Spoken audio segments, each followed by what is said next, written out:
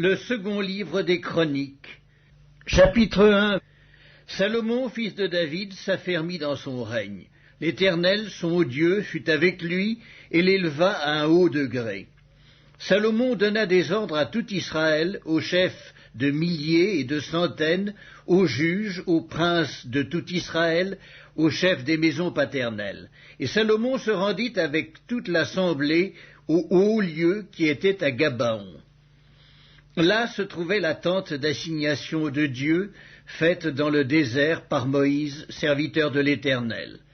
Mais l'arche de Dieu avait été transportée par David à Kirjath-Jéarim, à la place qu'il lui avait préparée, car il avait dressé pour elle une tente à Jérusalem.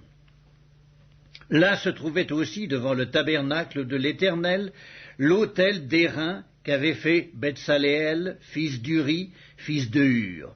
Salomon et l'assemblée cherchèrent l'Éternel. Et ce fut là, sur l'autel d'airain, qui était devant la tente d'assignation, que Salomon offrit à l'Éternel 1000 holocaustes. Pendant la nuit, Dieu apparut à Salomon et lui dit, « Demande ce que tu veux que je te donne. » Salomon répondit à Dieu, « Tu as traité David, mon père, avec une grande bienveillance, et tu m'as fait régner à sa place.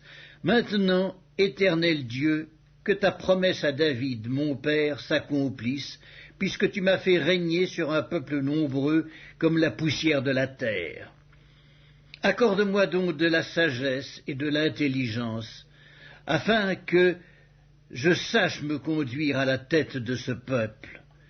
Car qui pourrait juger ton peuple, ce peuple si grand? » Dieu dit à Salomon, « Puisque c'est là ce qui est dans ton cœur, puisque tu ne demandes ni des richesses, ni des biens, ni de la gloire, ni la mort de tes ennemis, ni même une longue vie, et que tu demandes pour toi de la sagesse et de l'intelligence, afin de juger mon peuple sur lequel je t'ai fait régner, la sagesse et l'intelligence te sont accordées. Je te donnerai en outre des richesses, des biens et de la gloire, comme n'en a jamais eu aucun roi avant toi, et comme n'en aura aucun après toi. » Salomon revint à Jérusalem après avoir quitté le haut lieu qui était à Gabaon et la tente d'assignation. Et il régna sur Israël. Salomon rassembla des chars et de la cavalerie. Il avait 1400 chars et 12 000 cavaliers qu'il plaça dans les villes où il tenait ses chars et à Jérusalem près du roi. Le roi rendit l'argent et l'or aussi communs à Jérusalem que les pierres, et les cèdres aussi communs que les sycomores qui croissent dans la plaine. C'était de l'Égypte que Salomon tirait ses chevaux. Une caravane de marchands du roi les allait chercher par troupes à un prix fixe.